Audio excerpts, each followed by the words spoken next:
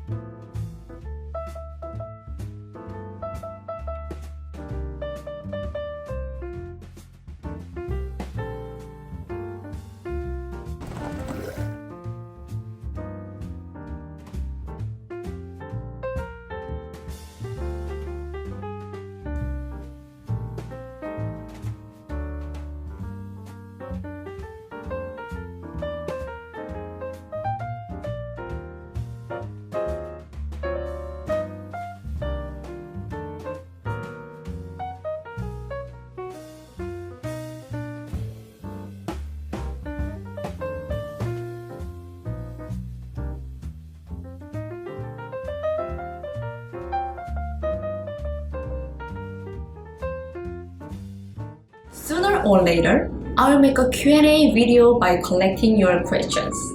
If you have any questions about making cake or about me, or if you have anything you want to see, please leave a comment down below. See you in the next video. Bye bye!